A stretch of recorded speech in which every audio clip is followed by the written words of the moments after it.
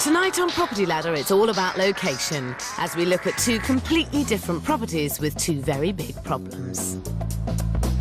A houseboat without a home that's risen from the depths. Do you know what's happened to this barge? It's sunk and something's landed on the top of it. Because, I mean, that is serious aggro, that is. Yeah. And a bottom-heavy house in an up-and-coming area that could be sunk by its layout. You should seriously think again as to whether you should put the kitchen upstairs. Something you've got to remember, when you become a developer, you've got to have vision.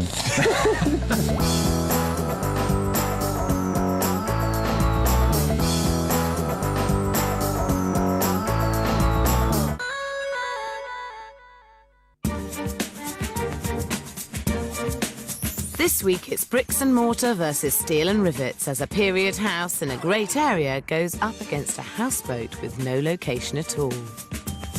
The properties could not be more different, but there's one thing that ties them both together. It's their locations that will make or break these developments. One of the greatest tricks you can play in this game is to buy a development in an area that's about to rapidly rise in value. If you can do this in today's nationwide explosive market, you should be onto a real winner. Accountant Darryl Broughton and IT consultant Peter Hopkins certainly think so. They've bought into the up-and-coming London suburb of North Greenwich, earmarked for the 2012 Olympics, and an area that's about to get billions of pounds worth of investment. Family homes round here have gone up by 18% in the last year alone, more than 10% above the national average. But while the area is great, the property itself will be very hard to get right.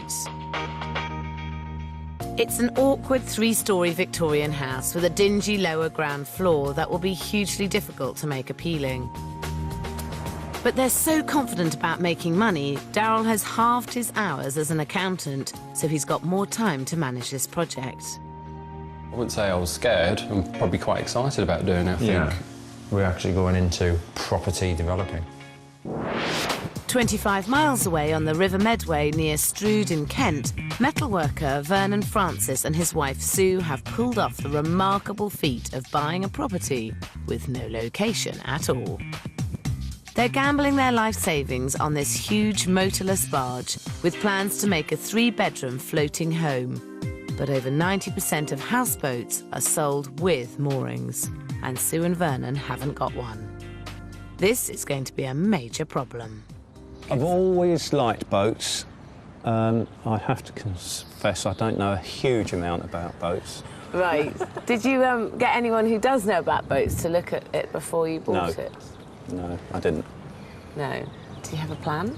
Not a written-out plan. So you took a massive punt on it. Big risk, really. yeah. Huge risk. And just hoped that it'd be all right.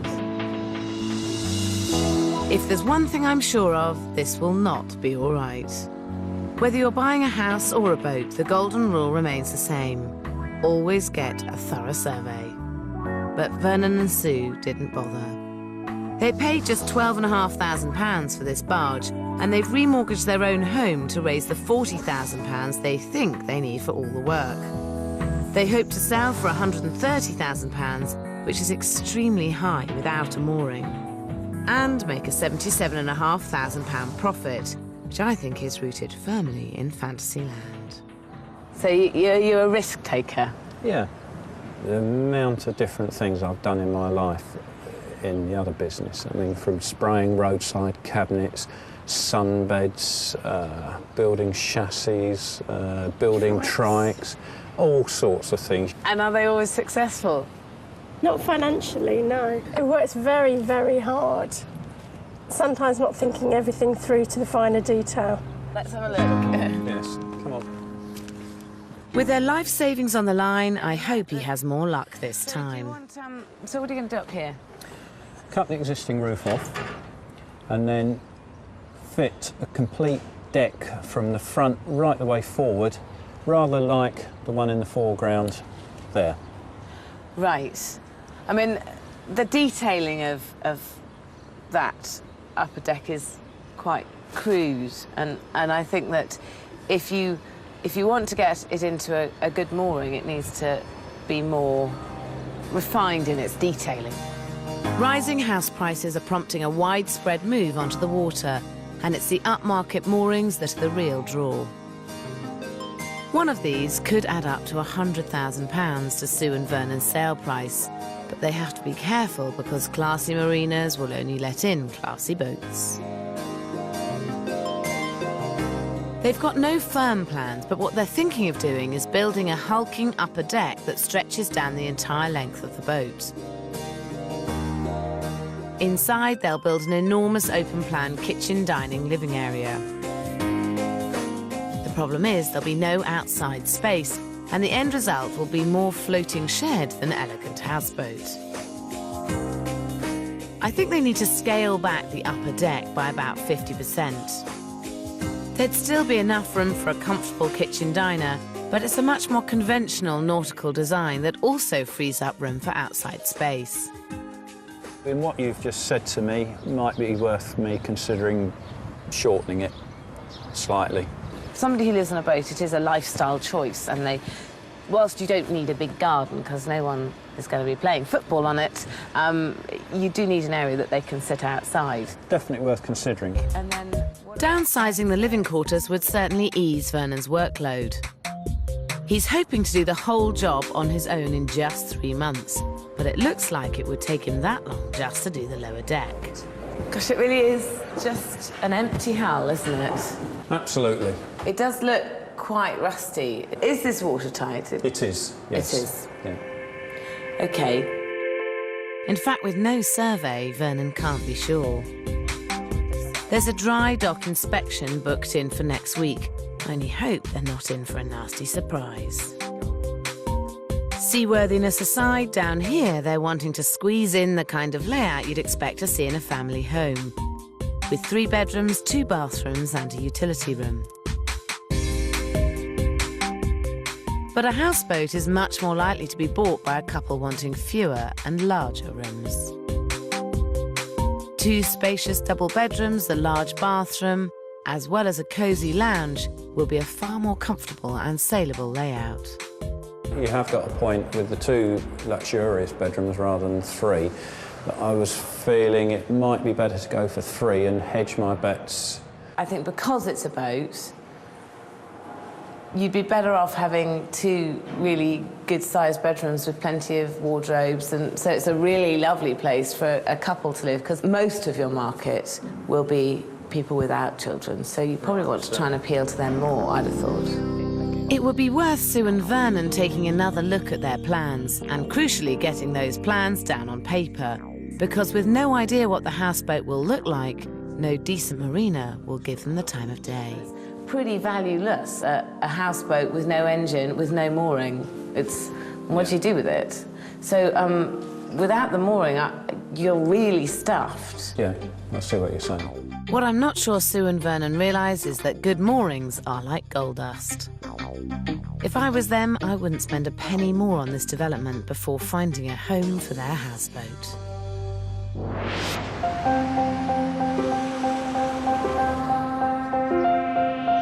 In North Greenwich, Peter Hopkin and Darrell Broughton may have struck gold with their location, but they've ended up with one very tricksy property. This unbalanced 3-storey Victorian terrace has a dark and dingy lower ground floor and a very steep, inaccessible back garden. What's more, Peter and Darrell have hardly got off to a flying start. Planning delays mean they've owned the property for 11 months already. How much does that cost you? 15, 20 grand, I can't remember now. My something like God. that. And just mortgage, mainly mortgage. Peter and Darrell bought the house for £280,000. Their £80,000 budget is very low, with hefty mortgage payments making it tighter by the minute. But all the while they've owned the property, its value has been rising, and their £440,000 resale figure certainly looks easily achievable. Even so, their diminished budget means they could struggle to make their estimated £80,000 profit. But for the moment, at least, the boys are looking on the bright side. But we have stripped the walls. Hey, that's all right then. And some architrave in.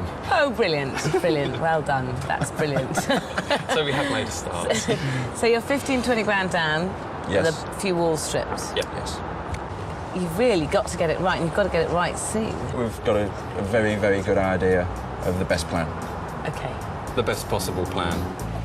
I look forward to seeing what they have in mind, because I'm not sure Peter and Daryl have any idea just what a difficult property they've taken on.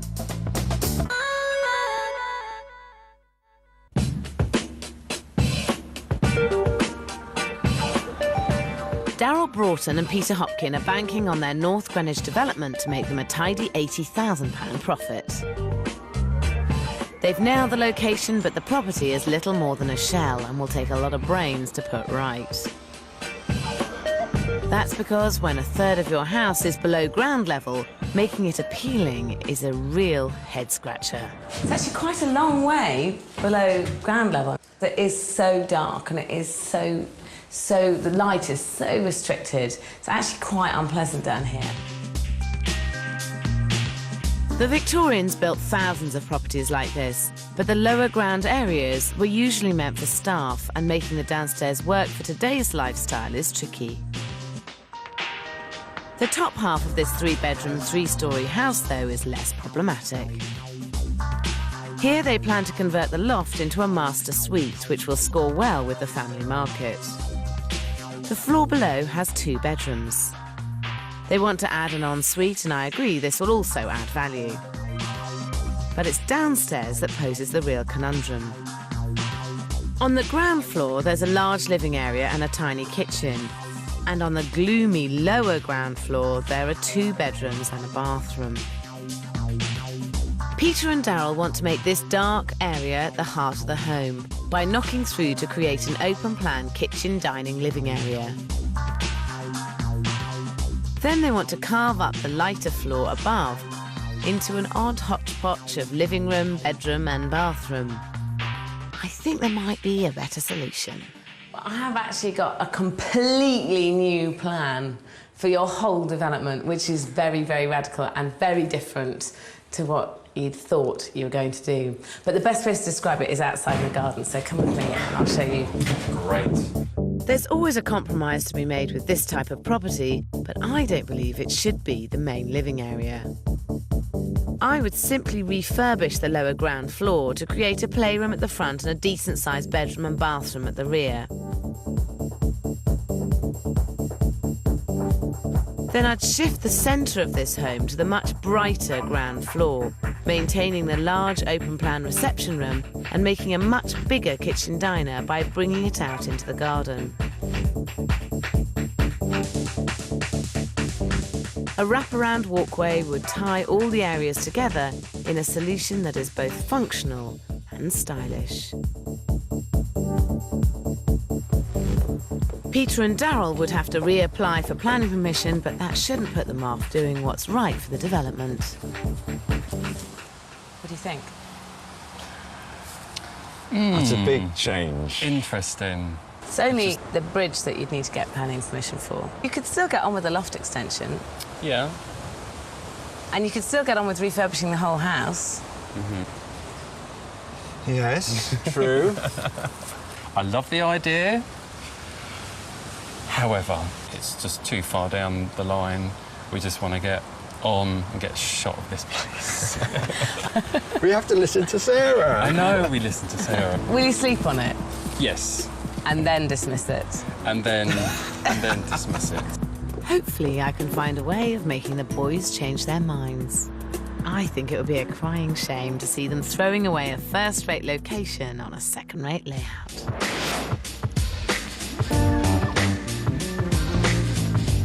"25 miles away in Strood, it's a nail-biting day for Sue and Vernon Francis. They bought this rust bucket without a survey. And today, Vernon finds out the worst. Do you know what I think's happened to this barge? It don't really matter structure, but I reckon that it's sunk and something's landed on the top of it. Because, I mean, it does seem like an awful lot of work, doesn't it? Yeah. A third of the hull will have to be replated. It's a bit like re-roofing part of your house, and this doesn't come cheap. For Paul Rutherford, the boatyard owner, it's an open and shut case. Do you know what? I mean, you know, don't take it the wrong way or nothing, but I mean, if I was you, I would seriously consider cutting your losses, flogging it, and getting something that ain't got all those because I mean that is serious aggro. That is. Yeah. Welding on new plates could cost up to £10,000. Right at the start, this project is teetering on the brink of collapse, and it's not helped by Vernon's finger-in-the-wind budget. The £20,000 they've allocated for labour and materials is woefully small. The kitchen and bathrooms budget is just £3,000. And on furnishing and decoration, he's allowed £5,000. For professional fees and costs, there's £6,000. And a contingency of £6,000 that's already looking like history. The total budget of £40,000 is completely unrealistic. Even for a skilled metalworker like Vernon, replating the hull is a massive task for one man to take on. It's a terrible blow. It will rip his 3-month schedule apart and push them even further into debt. I'm happy to admit I'm wrong when I'm wrong. And I just don't know if I can do the job.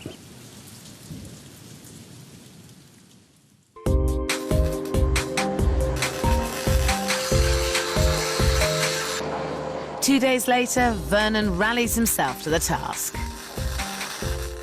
No backing down. Let's show these river boys how to do a boat. It's a courageous move, but it's also a dangerous distraction from a much more urgent problem with the development. The houseboat still has no mooring and little value. Sue and Vernon have been thinking local, but have no idea that finding a location round here will not only be difficult, but will also do little to boost their development's value. I mean, Chatham Marina, which is here, has no boats that are as long as yours. Yours is quite a long boat at 80 foot. Yes. Crewe Marina, here, that doesn't have anything as long as 80 foot.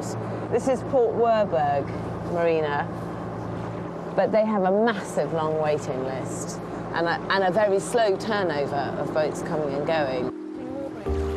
Even if Sue and Vernon could find a local mooring, it still wouldn't add the kind of value that a city mooring could, as it's the big cities that command the big prices. With the right London mooring, their houseboat could be worth over £500,000. The outlay for one of these coveted moorings would be at least £200,000, but Vernon and Sue could stand to make a 6-figure profit, over £20,000 more than planned.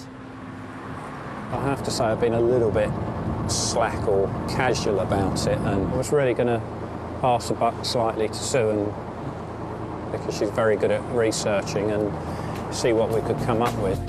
The trouble is, finding a mooring is a full-time job, but Sue, who runs a temp agency, has already got one of those.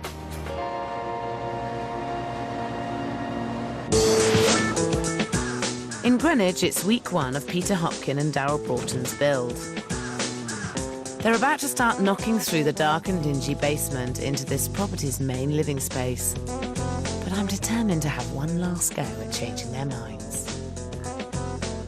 I really think you should seriously think again as to whether you should put the kitchen upstairs, because it is very dark down here. From upstairs you can see the garden, it's light, it's bright, and down here would make 2 really good bedrooms. I mean, it doesn't matter if bedrooms are a little bit darker.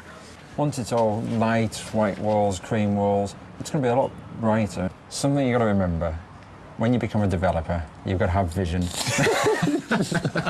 Really?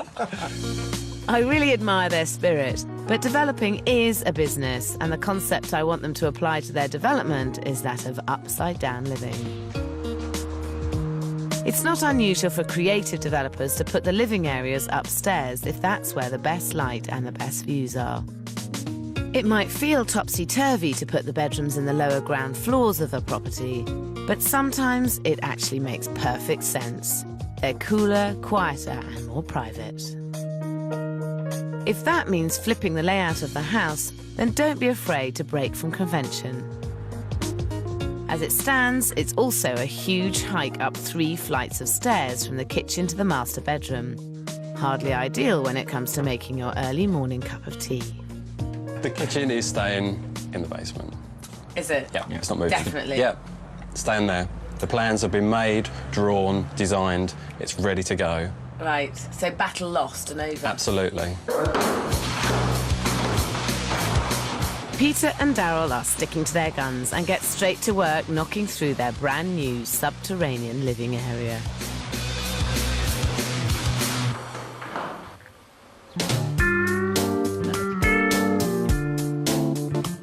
In Strood, Vernon's been working on the hull for a whole 6 weeks. This huge task is taking up every moment of his time, and he still hasn't got around to drawing up a design for the houseboat. It's causing Sue big problems. Sue's trying to find a mooring, but with little idea what the boat will look like, no marina will even talk to her.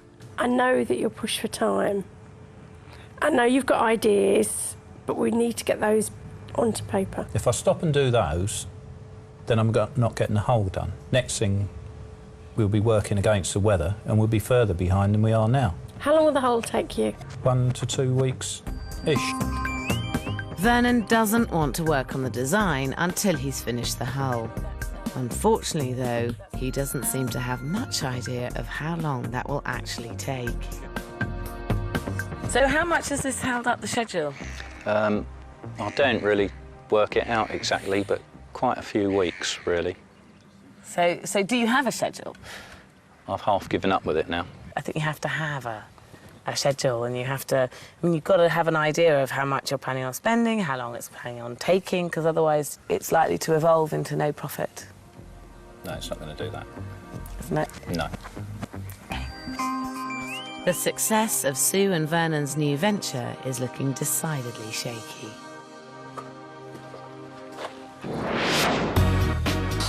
In North Greenwich, super-confident Peter and Daryl are 10 weeks into their development of their Victorian terrace. The basement has been completely opened up, and upstairs has already been replumbed, rewired and replastered. But even though Daryl took a part-time job so he could project manage, he's not on site as often as would be ideal, and that, in my experience, can lead to problems. So this RSJ here is basically going to sit the width of the floor here, which is going to support the loft conversion. Yeah, and it's not in. So why has all this work been done then? Why have they plastered? Why have they... Well, I don't know. Why haven't they picked this up? The supporting steel that should have gone in hasn't. Really, this should have been spotted much earlier. Now Peter has to try to sort it out with the main contractor. See, what concerns me is why this wasn't put in prior to, you know, having all this done. It was our mistake, but I mean, they done straight away the straight ceiling in this room when you ask them, so that's why it's happened. They can't agree a solution with the builders, and Peter's starting to lose his perspective on this development. It's at the point where we're actually thinking, well, shall we bother with the loft conversion? This would be a huge mistake. I can understand that their confidence has taken a knock, but throwing in the towel is not the right option. I have been in your position where you're halfway through a job, it's all going wrong, and you just think, let's just cut our losses and run. The right thing to do is to stick with it. You have to do that loft conversion, because otherwise you really are in trouble when you come to sell that house. Yeah. There is one way they can make their lives an awful lot easier, but I'm not sure they're going to like my suggestion. I mean, the reality is, Daryl, you do have Thursdays and Fridays off, and you could be on site all day for 2 of the 5 days of the week. Mm-hmm. You're not, are you? I can't see over them all the time, literally watching over their shoulders. Clearly the project management isn't working. It's your money on the line, so there's only 2 people who need to step in, and that's not me. If they want to protect their profit margin, Peter and Daryl need to start taking a much more hands-on approach to this development. That's certainly something that Vernon Francis knows all about. He's finally finished replacing the hull of his houseboat, which is a bit like re-roofing a house single-handedly. It's been a fantastic solo effort, but it's ended up taking 12 long weeks. When I took this project on, people said everything takes longer on water. I thought that was a load of nonsense. It does. And that's landed Sue and Vernon right in the soup, because just when this project should be finishing, the real work is only just about to begin.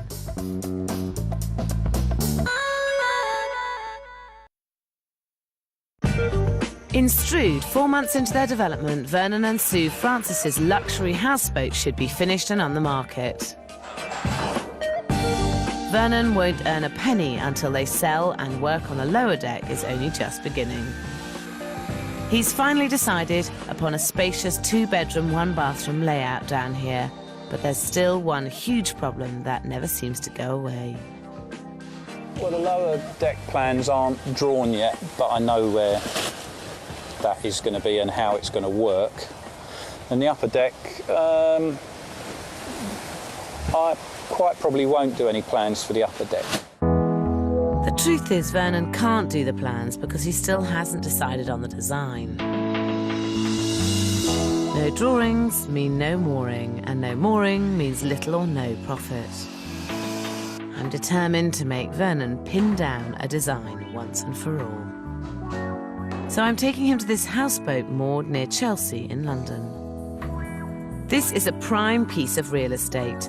The boat is valued at £500,000, and whilst empty moorings here are practically unheard of, it's got just the kind of top-end design and specification that could get Sue and Vernon into a top-end mooring elsewhere. The right solution is a mixture between what you need inside and what it looks like outside. Now, you definitely want an outside space. I think that's really essential. Yeah.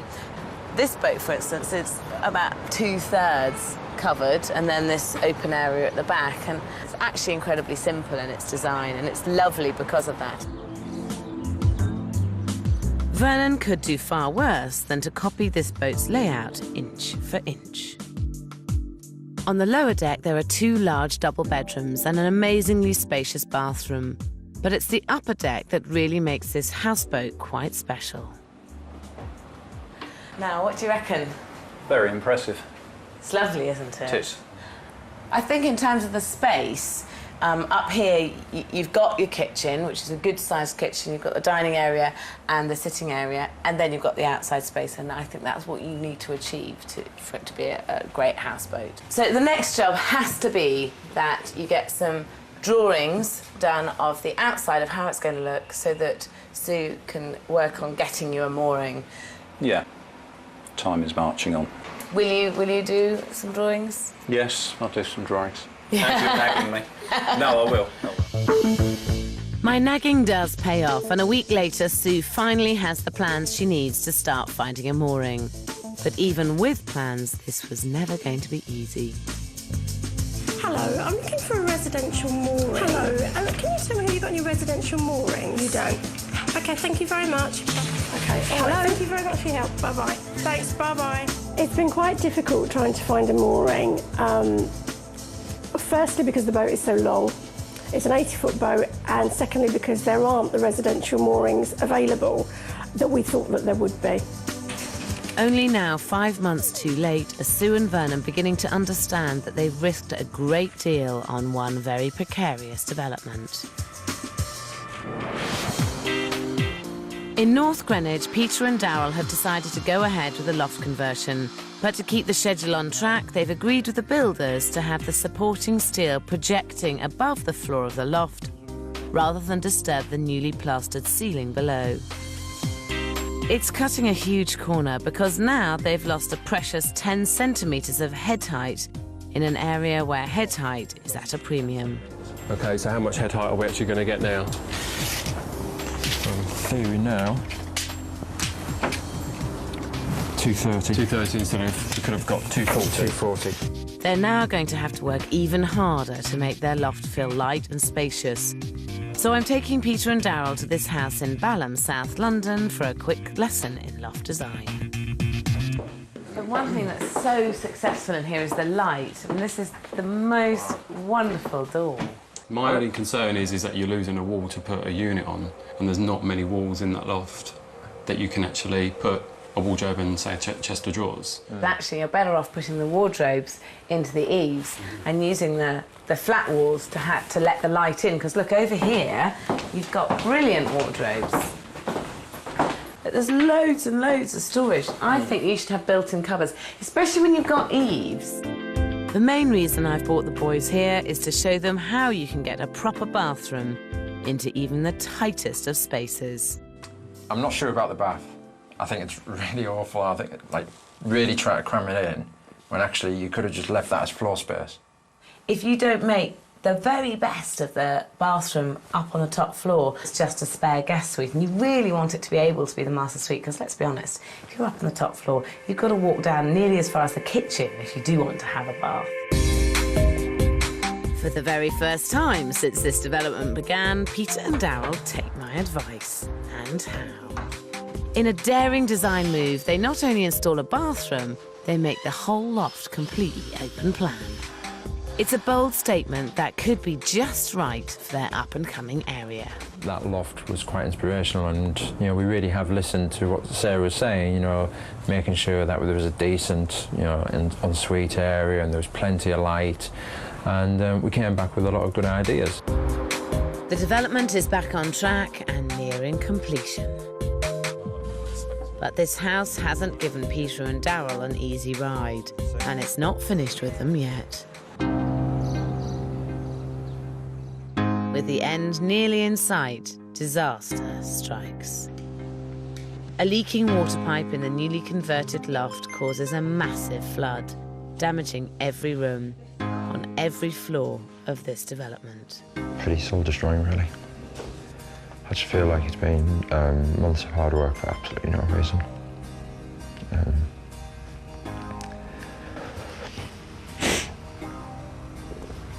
Can we stop that?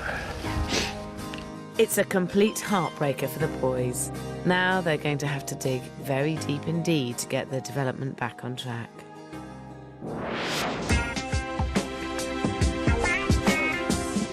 In Strood, Vernon's houseboat is finally starting to make some real progress.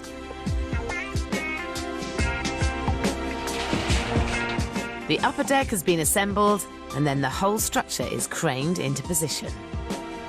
Hold on. Right, go on.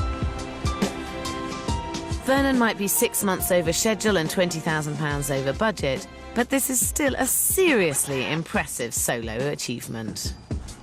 It's just got to succeed, and I won't back down, no matter what.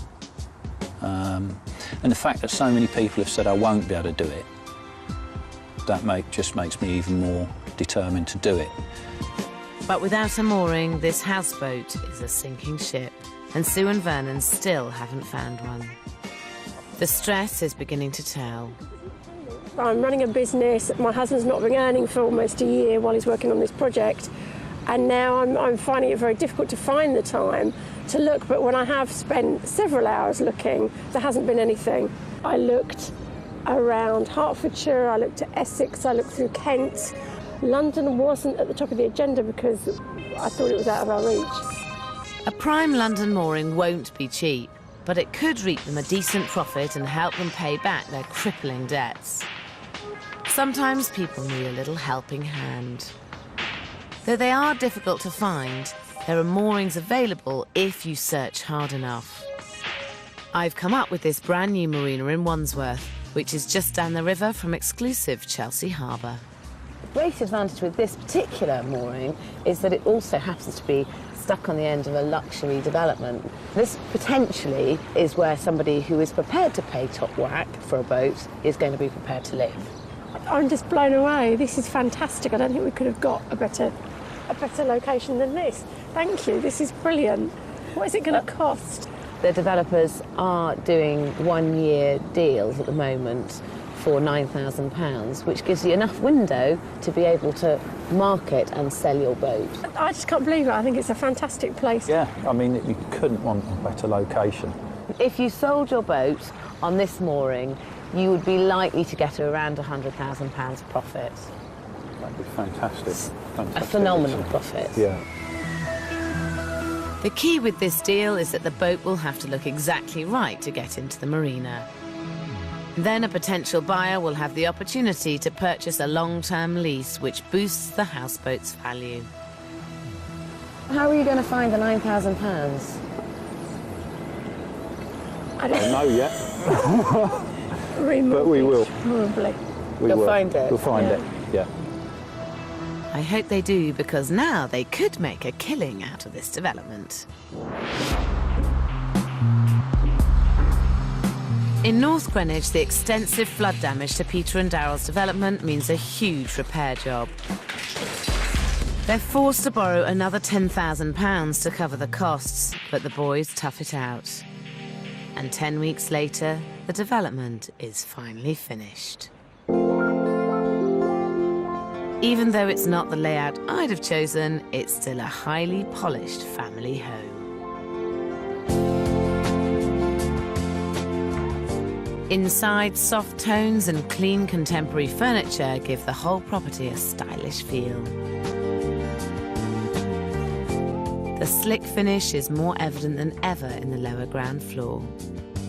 Peter and Daryl have worked hard to brighten this new heart of the home, but there's no disguising the steep hike to the garden, and in my book, that's never going to be right for a family home. It's a sort of poor man's version of having the living space upstairs, isn't it? How dare you? Go. Poor man. I mean, I think what you have to understand is that when you develop, you need to have vision. And you just need to have vision. That's our phrase. We are really, really pleased with the way it's turned out. Really, really pleased with it. And a lot of other people are really pleased with it.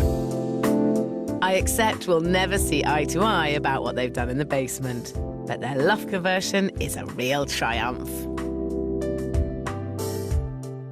It's got great light, great storage, and a stunning open-plan bathroom. This is fantastic up here, isn't it? Great. But it was hell to get to this point, wasn't it? Do you think that you now, in hindsight, were on site enough? I think we did as much as we possibly could within our time. But it wasn't enough, ultimately. It wasn't enough, no. But I don't think, when will it ever be enough? I think developing is a full-time job because you do need to be there all the time, especially if you're going to project manage. Tighter project management could have avoided a series of setbacks that helped push the boys' budget over by £40,000. Fortunately for them, the only thing that has been rising faster than their budget is the rocketing local market. Now, you've owned this for 18 months, and if you put it on the market now, unmodernised, you'd be able to sell it for £400,000, which means that you've made £120,000 regardless of whatever work you've done. If the boys sold for the original £440,000 they were hoping for, they'd walk away with just £40,000 profit. Just how much this property is likely to now be worth is down to the agent's valuations. It's a lovely loft conversion, lovely light, plenty of windows. If you actually had a terrace or balcony area coming up to the flat area of the garden, that would really use the space far more sensibly. Basements can be problematic as they don't get too much light, but I think they've done the best they could here.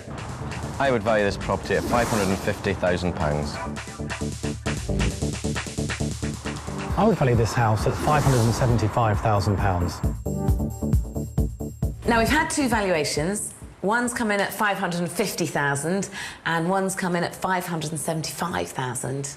That's really pleasing. Now, if you sell for the lowest figure, you'd make £150,000 profit, and if you sell for the highest figure, you'd make £175,000 profit from this. That's a lot of money. That's a lot of money. It's way over whatever we dreamed to make on this place. But at the end of the day, I think we deserved it, so hats off to Peter and Daryl.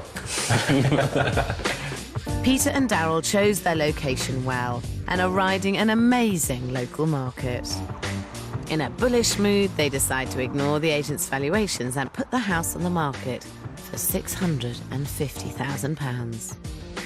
Within a fortnight, they receive an offer at our highest valuation of £575,000. But confident as ever, Peter and Daryl decide to hold out for a higher price. In Strood, Vernon and Sue aren't nearly as upbeat about their finances.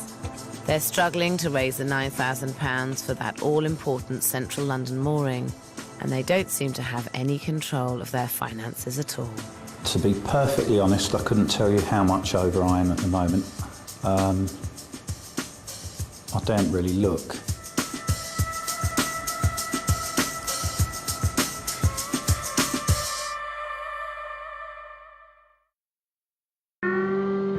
Months ago, Vernon and Sue Francis bought this tin pot barge with the hope of transforming it into a luxury houseboat.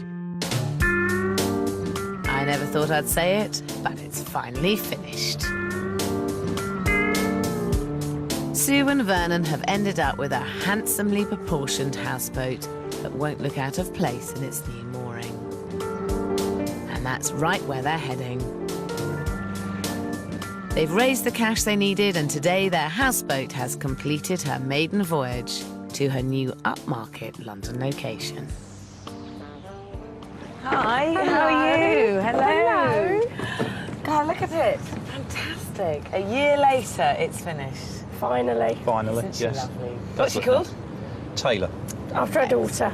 Oh, so it's named after you, this great big boat. Vernon put his heart and soul into the boat, and what an achievement it is. The layout upstairs works really well. There's the all-important outside space to the rear that gives way to a wonderfully spacious kitchen diner. Overall, the styling is modern and the oak flooring fits in well. In fact, this development feels more like a trendy apartment than a traditional boat. Oh, isn't this great? Look at the views of London.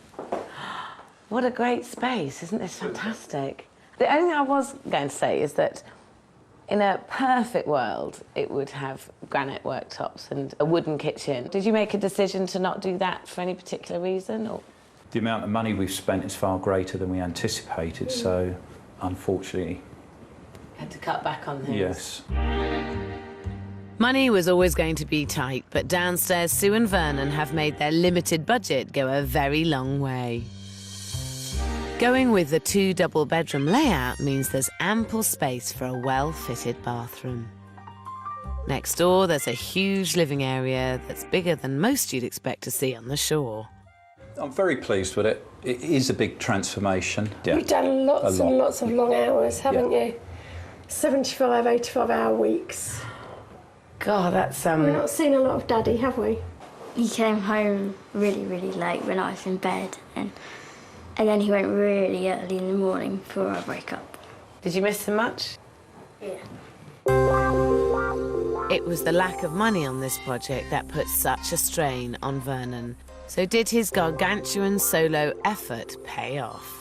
Now, you were going to spend £37,500 refurbishing the whole boat. How much did you end up spending? 61,500. That's massively different. Mm-hmm. Despite Vernon's hard work, the budget still rocketed. Labour and materials came in well over at £31,100. He did manage to keep his kitchen and bathroom budget of £3,000, but really that's not enough to be spending on a top-end development. Furnishing and decoration almost doubled, coming in at £9,700. But he did make a saving on the professional fees and costs, which came in under budget at £4,400. Mooring fees ended up costing £13,300, meaning the final budget rose from £40,000 to a more realistic £61,500. Add that to the original cost of the boat, and the spend for the whole development is £74,000. £74,000 is still not very much money for a really spacious 2-bedroom house, which is effectively what you've got. And the mooring here could cost anywhere up to £275,000. So add those two together and you're in at £349,000, and that's the cost of it.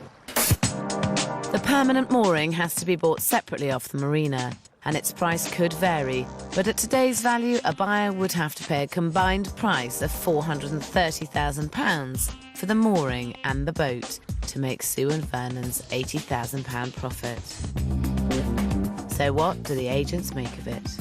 I really love the way they've maximised the glass in here. The ceiling height's fantastic, you get a real feeling of space. This is a wonderful space, isn't it? Really good. And it's great that you can see they've used a proper solid wooden floor, which is good. Oh, this is really nice. You don't feel as if you're on a boat at all. I would have hoped to see maybe a slightly sort of higher specification of kitchen units to go with everything else that's here. I would value this boat on a 60-year residential mooring here at £450,000. I would value this boat on a mooring in this location at £460,000. We would value this houseboat at around £460,000.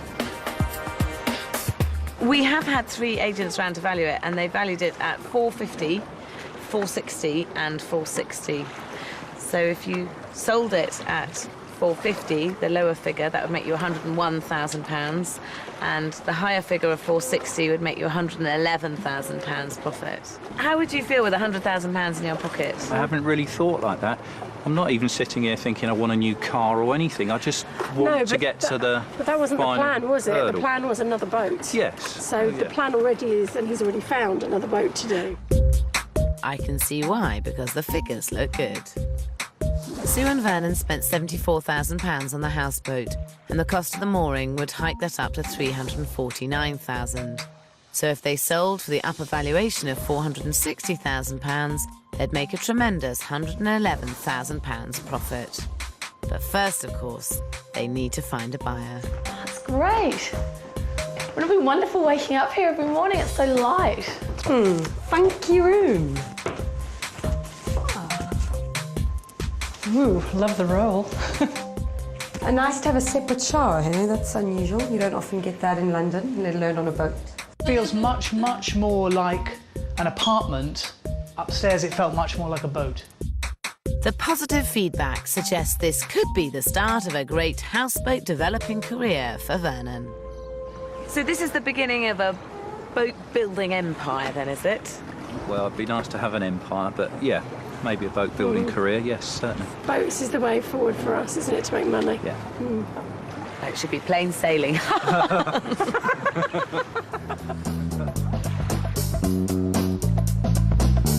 Both Sue and Vernon and Pete and Darrell in Greenwich showed that a location can make or break a development. Pete and Darrell didn't get their property spot on, but they should do really well from a rocketing local market. As for Sue and Vernon, bringing their houseboat to central London should make the development an out-and-out success.